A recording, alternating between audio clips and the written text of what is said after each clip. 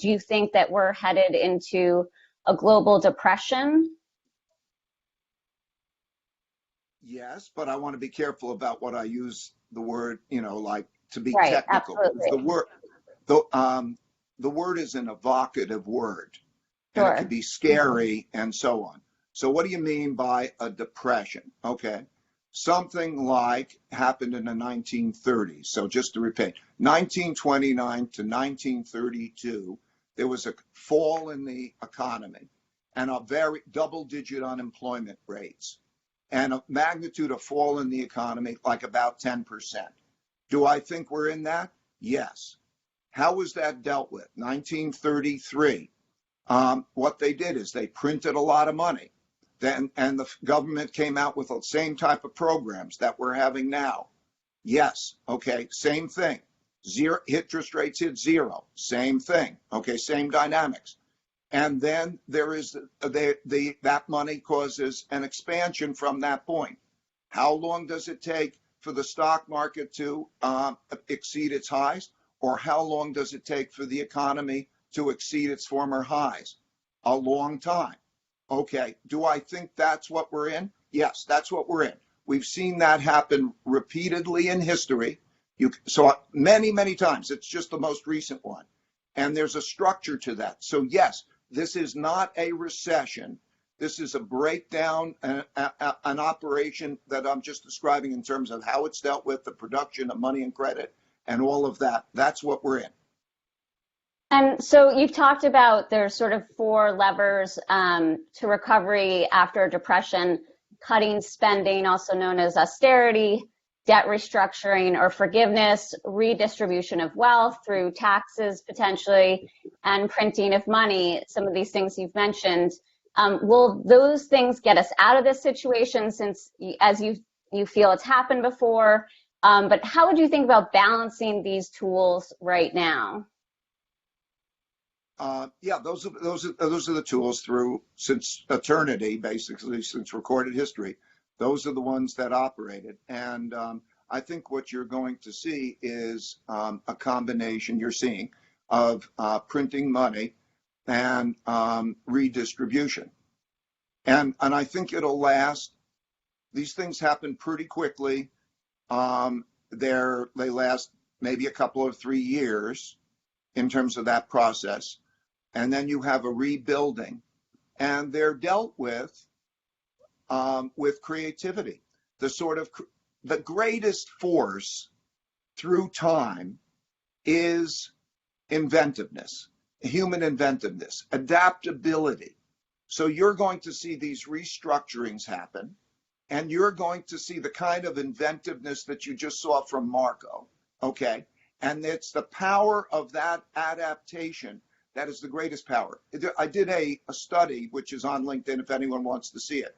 And it goes back 500 years. And it shows real GDP. In other words, the economic activity going back there. And there's a line. And you don't see these depressions, as we're calling them, even on that line. They barely wiggles. When you go into it and you look at that piece, that's what it looks like. GDP falls 10%, unemployment goes up, and it passes. And because the greatest force is the force of adaptation and inventiveness if we can operate well together. So that's what I think it's going to look like over this period of time. It'll pass. The world will be very different. There'll be a new world order. But it will pass and we'll be inventive, because what we're dealing with now is just money and credit. Money and credit is just digital. I mean, there is real goods, services, those are real, but everything else is just accounting. And so when you change the digits and you work those things out and you work yourself through, that takes, a couple of years at most, kind of, and then you come back into a restructured environment. And it could be said that it is really healthy in many ways, because it is a stress test. Because if you look at history, people have sometimes they get weaker, or they're not prepared to, in many ways. Weaker in terms of maybe they don't build enough savings and they operate that, or maybe they emphasize luxuries over necessities. It's a reorienting type of experience that in many ways makes us healthy, even appreciating the basics of life. Ray, just popping in here with a couple of questions from our online audience. I mean, the main question early on was just how difficult do you think the days ahead are for the economy? And you've answered that very vigorously. Like using that word depression, that's a very strong word, and it's. Tell me if I have this right. It feels to me like what you just said there is stronger than most people in the market seem to believe.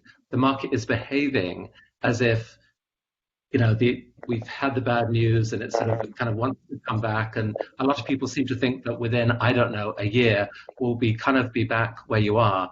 You're saying no, it's going to take longer. Does that imply that there is basically a sort of some systemic shocks that the market hasn't yet fully seen, perhaps to do with the inability of some players to handle the extreme levels of debt that are piling up right now as people can't work?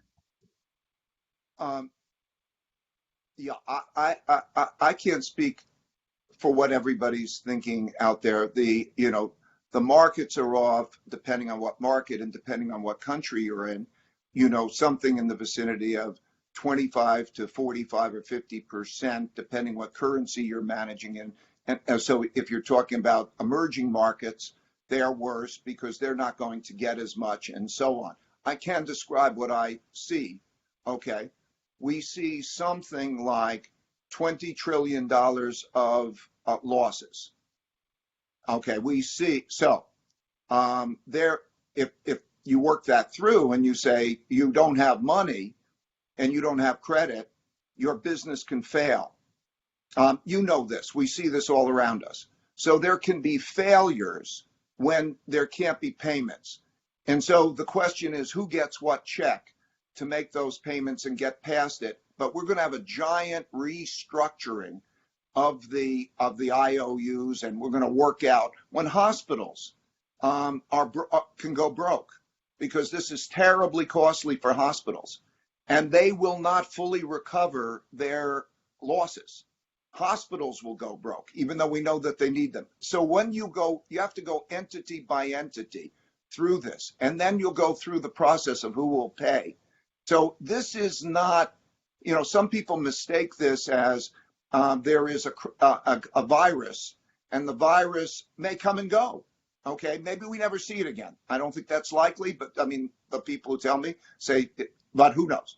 But if it never came back again, there will be those who are broke and who will have loss of income. We're going to change how we operate in a way. The supply lines are going to change.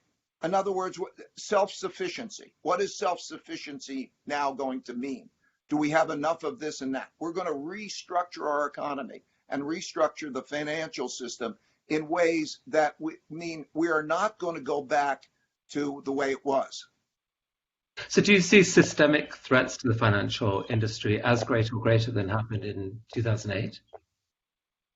Yeah, this is bigger than what happened in 2008. I'll distinguish it. In 2008, we had banks. It's the same thing, meaning you have a certain amount of leverage, things go down. Too much leverage means you're broke in accounting terms. So then you look around and you say, who are the systemically important entities that you don't want to go broke? Because do you want to lose those banks at this time? And then you can make up money and make up credit, and you can keep them alive in some way. And you did it with banks, and through the banks, there were the mortgages, and that's what it looked like.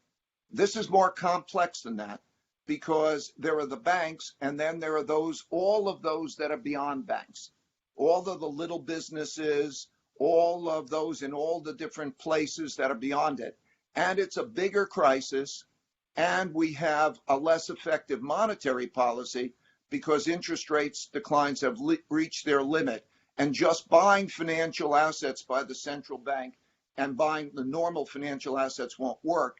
They have to buy the debt of the government, and the government, or the many governments, have to be effective in getting buying power and production to those who need it around the world. Wow. Wow.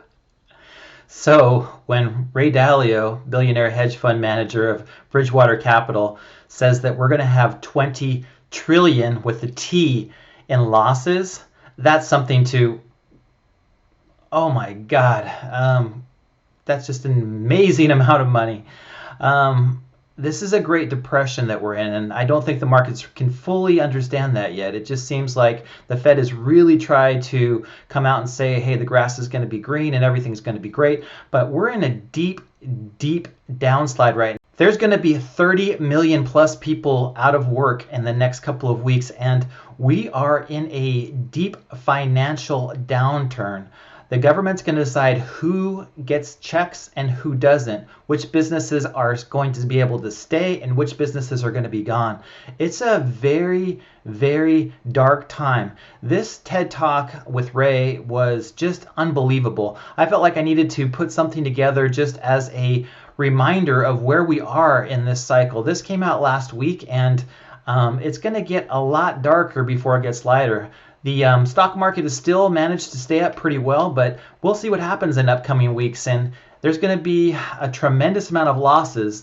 For some reason, everything seems to be priced in as the best case scenario. The grass is going to be green after all this is over, but I really don't know, and I'm really getting scared of the overall outcome for the real estate market, which I work in, and the financial market, and the way that we're going to come out of this.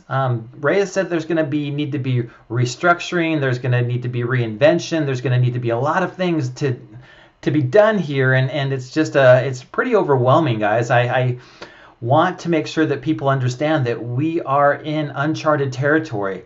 I really hope that people are able to come out of this and be okay on the other end, but just like everyone out there, we all have bills to pay, we all have things to do, and it's a real scary time right now. I hope that there is a bright shining star that guides us through this, and we can come out of this in a better shape than we are currently. But there's going to be a lot of trying times going forward. Please leave some comments below on what you think is going to happen, and how you're resolving to make it through this chapter and hopefully come out on the other end. I hope that you did find this TED Talk informative, and please, again, like and subscribe to the channel, and I'll continue to go out there and find some of the best information I possibly can to keep us all informed in these trying times.